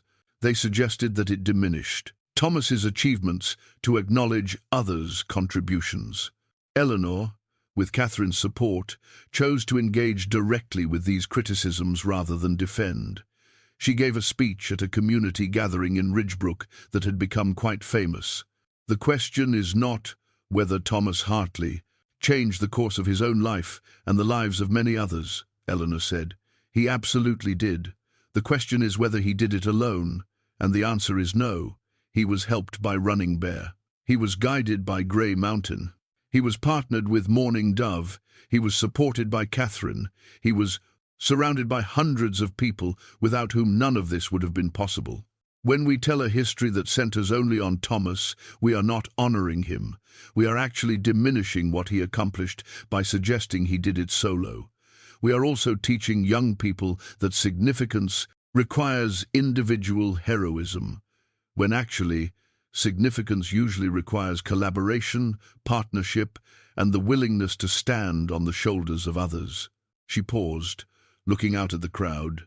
Thomas learned from Running Bear something crucial, that true strength is not about being indispensable, but about making others strong, that the greatest legacy is not what you accomplish, but what you help others become capable of accomplishing. This project, reclaiming the voices that were never heard, is Thomas's legacy, continuing exactly as he would have wanted it to continue, through the work of other people, making other people visible. The speech was published widely. It changed the conversation, and it created space for other institutions, other communities, to begin examining their own historical record-keeping and asking uncomfortable questions about whose stories they had been telling and whose they had been erasing. But perhaps more importantly for Eleanor personally, this work brought her into deeper relationship with Catherine in Catherine's final years. The two women spent hours together reviewing documents, telling stories, trying to ensure that the women who had shaped the farm's evolution would not disappear from history. One afternoon, sitting in Catherine's cottage, Eleanor asked her something that had been troubling her. "Do you think Thomas would be hurt to know that we are reframing the history to show how much others contributed, that we are in some ways moving him from the center?" Catherine smiled, that particular smile Eleanor had come to know over decades, which suggested that the person smiling had just asked a question that revealed exactly what they needed to learn. "Thomas once told me something," Running Bear said to him. Catherine replied, "that true leadership is about making yourself unnecessary, that the greatest work is what continues without you, shaped by others, evolved beyond your original vision." If Thomas would be hurt by that, then he did not truly understand what Running Bear taught him. But I believe he did understand. I believe he would be proud that we are finally telling the complete story. Over the next year, Eleanor and Dr. Chen published the expanded history. It was called The Invisibility of Visibility: How Women Shaped the Farm and the Coalition. The book included extensive interviews, primary documents, and a complete reframe of how the farm's story had been told. The impact was significant. Graduate students began writing theses about Mourning Dove's strategic thinking. Historians began researching women's roles in indigenous coalition building. Educational institutions began examining their own historical narratives through the lens of gender and erasure.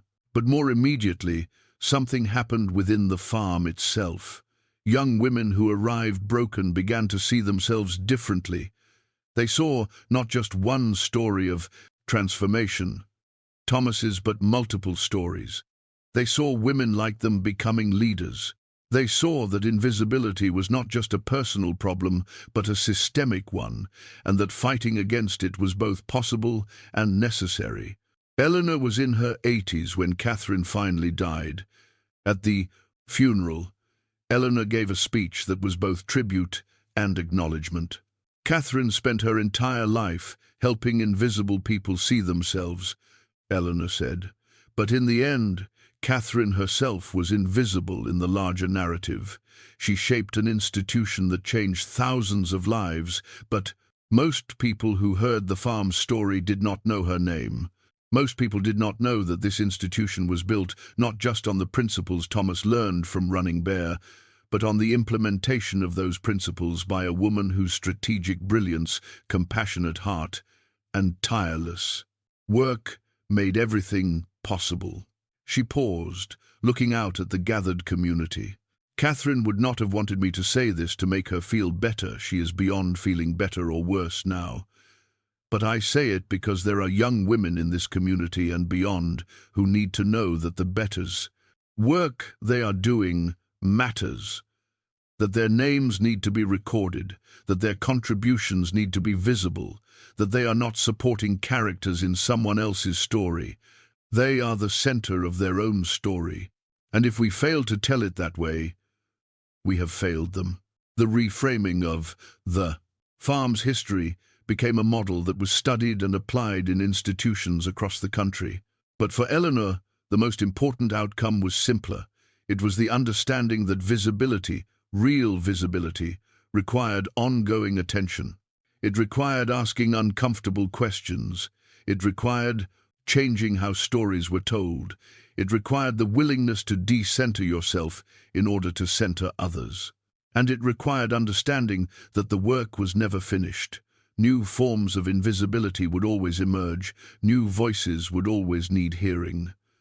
The task of seeing clearly, of helping others see themselves and each other, was perpetual. In the barn at the farm, the barn where Thomas had once been bullied, where he had been rescued, where he had eventually taught and guided and built, Eleanor placed a new plaque. It listed the names of 37 women whose contributions to the farm had been underdocumented or erased. Below their names were the words, "Invisibility is not accidental, it is constructed. Therefore, it must be actively deconstructed." The work of seeing clearly includes the work of ensuring that all voices, all perspectives, all contributions are heard. This is not a completed task. This is ongoing work. Add your name, add your story, tell the voices that were never heard. Years later, when young people arrived at the farm broken by invisibility, they would read that plaque, and they would understand that their struggle to be seen was not just personal. It was part of a larger struggle to ensure that entire groups of people were not erased from history, from recognition, from acknowledgement.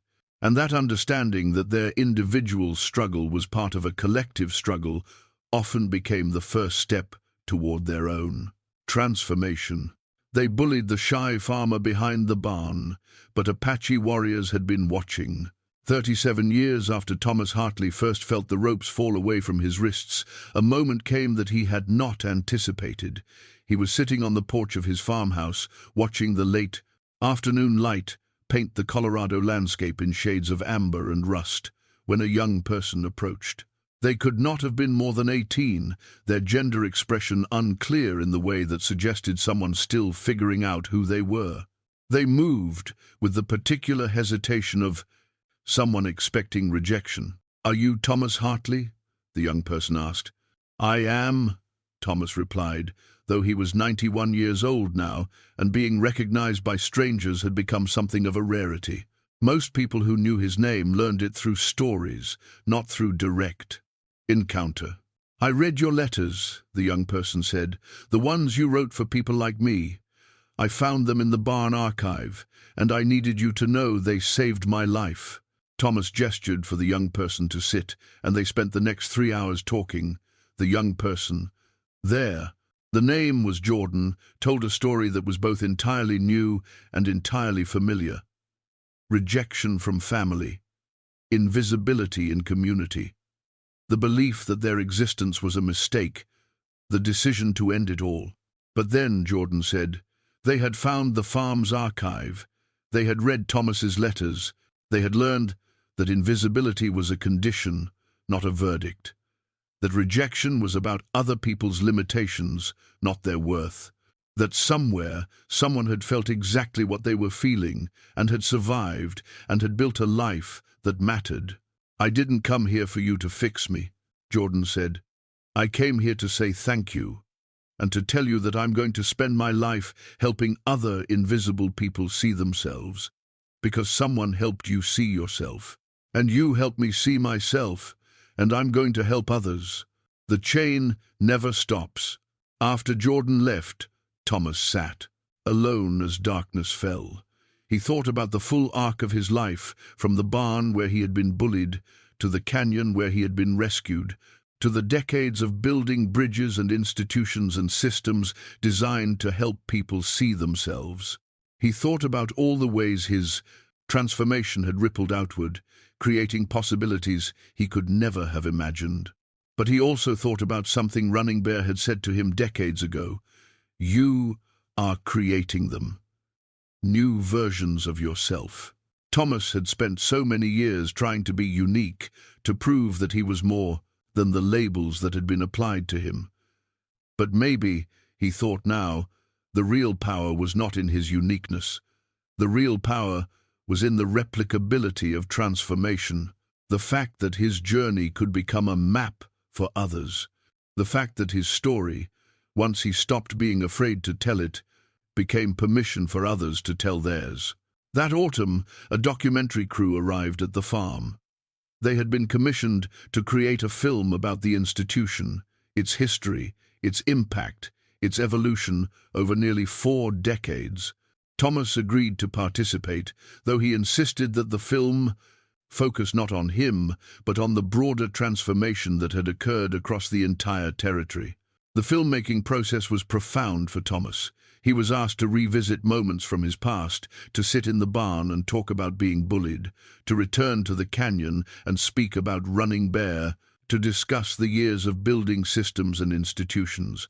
But more importantly, the filmmakers interviewed dozens of people whose lives had been transformed by the farm. They captured the voices of Eleanor, now 92 years old, and still working on projects to recover erased histories.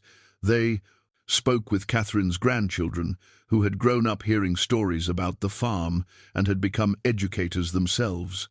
They interviewed Jordan and dozens of other young people who had arrived broken and learned to see themselves. In one particularly moving sequence, the filmmakers took Thomas to stand in front of a wall at the farm that had been painted with the names of everyone who had ever been part of the institution: students, teachers, administrators, visitors, tribal members, settlers, everyone. The wall was enormous, covering an entire side of the main barn. There were thousands of names. Thomas stood before it in silence, unable to speak. Finally, the filmmaker asked, "What do you feel when you see this?" Thomas took a long time to answer. "I feel," he said slowly, "like I finally understand what it means to be part of something larger than yourself. When Running Bear cut my ropes, I thought he was freeing me individually, but he was actually freeing me into something, into a possibility, into a community of people dedicated to seeing each other clearly. That was the real freedom. Not the escape from bullying, but the entrance into belonging." The documentary was released on a cold November evening in a small theater in Denver. The premiere was attended by dozens of people whose lives had been shaped by the farm. Eleanor was there, though she was now quite frail. Some of the original Apache leadership, the children and grandchildren of Gray, Mountain and Swift Hawk attended. Catherine's descendants came. Jordan was there, along with hundreds of other young people who had passed through the farm. But perhaps the most moving moment came when the documentary screened footage of running bear footage that had been filmed decades earlier by a traveling photographer. In it, Running Bear was speaking about the importance of clear seeing, about the responsibility that came with recognizing people's worth. He was talking about the future, about how the work he and others were doing would continue through generations, evolving and changing shape, but always maintaining its fundamental commitment to helping invisible people see themselves. When that footage ended, there was a moment of profound silence in the theater. Then Eleanor stood up, and everyone else stood with her. Not in applause, but in acknowledgement, in gratitude, in recognition of the lineage that had brought them all to this moment. After the premiere, Thomas found himself alone in the projection room. The filmmaker came to find him there, sitting in the darkness. "Are you okay?" the filmmaker asked. "I'm overwhelmed," Thomas said simply. "When I was in the barn being bullied, I could not have imagined that my pain would matter to anyone. I could not have imagined that my story would become something that helped other people. I could not have imagined that someone named Jordan, someone I had never met, would read words I wrote and decide to live instead of die." He paused, looking at the blank screen. "That is the mystery of legacy. You cannot control it, you cannot predict it. You can only do the work in front of you and trust that it will matter." In the weeks that followed, Thomas began receiving letters from people around the country who had seen the documentary. Teachers wrote about how they were using the farm's model in their own classrooms. Community organizers wrote about establishing similar institutions in their towns. Therapists wrote about using Thomas's story in their practice, with clients dealing with rejection and invisibility.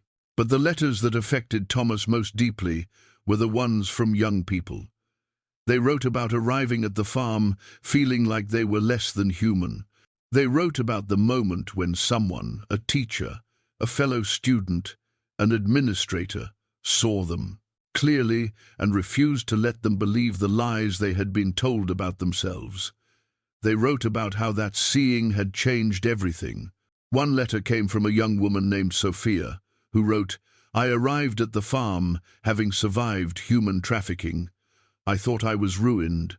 I thought no one would ever see me as anything but damaged goods. But Eleanor sat with me and helped me understand that what happened to me was not a reflection of my worth. It was a reflection of the cruelty of people who saw me as less than human.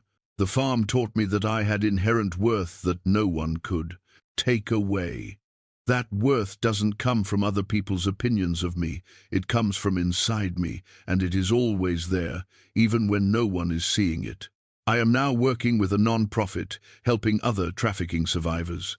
I'm doing what you did, helping invisible people see themselves." Thomas, read this letter multiple times. Each time, he cried, not from sadness, but from the overwhelming recognition that his life, all the pain of it, all the confusion and struggling and building, had mattered. It had led to this, to Sophia, to Jordan, to thousands of people who had learned to see themselves and were teaching others to do the same. One evening, as Thomas sat in the barn where his entire journey had begun, Eleanor found him there. She was using a cane now, her body finally showing the weight of nearly a century of living. But her mind was as sharp as ever. "The circle is closing," Eleanor said, settling onto a bench nearby. "What do you mean?" Thomas asked. "You came to the barn, invisible, bullied, certain of your own worthlessness," Eleanor replied. "You were rescued. You were seen. You spent decades helping others be seen.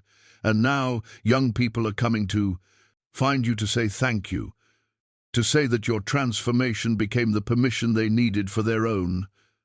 That is a circle. It closes because the work continues through others. Do you think it will keep going? Thomas asked. After I'm gone?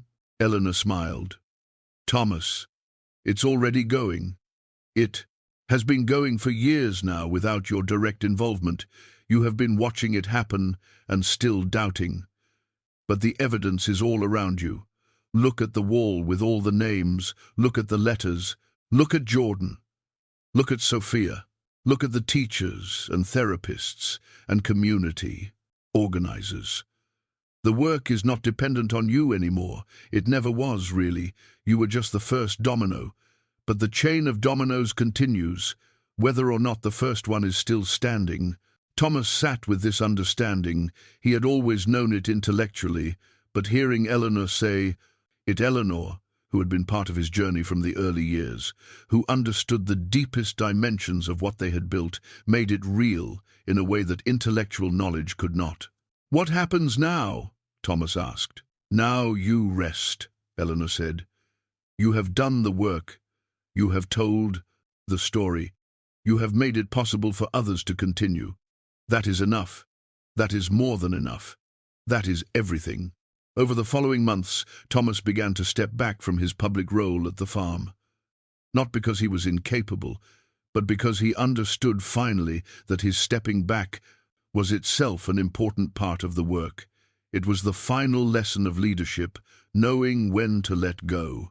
He spent his final years doing simple things. He worked in the gardens. He wrote letters to young people who asked for guidance. He sat on the porch of his farmhouse and watched the land he had worked, the community he had helped build, continue to thrive and evolve without him. And in the barn, he placed one final letter. This one was not addressed to an unknown future reader. It was addressed to whoever would find it after he was gone. He wrote, "If you are reading this, I am no longer here. But the work continues. That work is not about me. It never was. It was always about the simple, radical act of seeing people clearly, of refusing to let them believe the lies they have been told about themselves, of helping them understand that invisibility is a condition imposed from outside, not a truth about who they are. If you are reading this, you are part of that work now. Whether you know it or not, every person you see clearly, every person you help recognize their own worth becomes part of the chain. They will go on to help others see themselves, and those others will help others. The ripples never stop. The work is endless, and that is beautiful. I was a shy farmer bullied in a barn. I was rescued by a warrior who saw my worth. I spent my life helping others be seen, and now I am trusting that others will continue that work, that you will continue it, that the next generation will continue it, that the generation after that will continue it. Invisibility is real, rejection is painful, bullying is harmful. These things are true, but they are not the end of the story. They are only the beginning. What comes next? The seeing, the recognition, the belonging, the transformation that is the story that matters. Go forward and see people. Help them see themselves. Be the eyes that others need when they cannot see themselves clearly. That is the work. That is the only work that really matters. I am grateful for every person who saw me clearly. I am grateful for every person I was able to see clearly in return. And I am grateful for you, reading this, understanding that you are part of something much larger than yourself. The circle continues. The work goes on, and you are it. Thomas Hartley died peacefully in the spring of his 99th year, surrounded by the people he had helped and the community he had built. His funeral was attended by thousands from the territory and beyond. There were Apache leaders and settler business people. There were students from the farm spanning 5 decades. There were teachers and therapists and community organizers who had learned from his work. There were young people he had never met, but whose lives had been changed by the systems he had helped create. Eleanor, in her final illness, was present at the funeral. She gave a speech that was brief but devastating in its truth. Thomas came to us invisible, Eleanor said. He left us having made thousands of people visible. That is not a small thing. That is everything. And the work continues. It will continue long after I am gone. It will continue as long as there are people who need to be seen, and people willing to do the seeing. Thomas taught us that, Running Bear taught him, and now we teach others. The circle never closes, it just expands. In the barn, where Thomas had been bullied, where he had been rescued, where he had built the foundation for the farm and spent decades helping invisible. People see themselves. A new plaque was eventually placed. It read simply, "This barn is a threshold. Many people have entered it broken and left it whole, not because of one person's heroism, but because of a commitment made by an entire community to see people clearly. That commitment continues. If you are invisible, step across this threshold. If you are visible, look for those who are invisible and help them see themselves. The work is yours now. The circle is in your hands." And in the archives of the farm, Thomas's final letter was preserved. Young people would find it and read it. They would understand that they were part of something much larger than themselves. They would feel seen across decades by a man who had learned the power of seeing and had dedicated his life to passing that power forward. The Colorado grasslands stretched out eternal and unchanging, but the people who walked those grasslands had been transformed. From invisibility to visibility, from rejection to belonging, from isolation to community, from shame to worth. And the work continued. It always continued. Because that is what happens when someone finally sees you clearly. You spend the rest of your life helping others be seen. And that gift, more than any monument or institution or achievement, becomes the truest measure of a life well lived. The shy farmer who had been bullied in a barn had become an architect of transformation, not through force or power or dominance, but through the simple, revolutionary act of helping invisible people see themselves, and the ripples of that work would continue outward, touching lives he would never know about, creating possibilities he could never have imagined, changing the world in ways that could not be measured or contained. That was his legacy. That was the circle completing itself. That was everything that truly mattered. Up next, you've got 2 more standout stories right on your screen. If this one hit the mark, you won't want to pass these up. Just click and check them out. And don't forget to like, subscribe and turn on the notification bell so you don't miss any upload from us.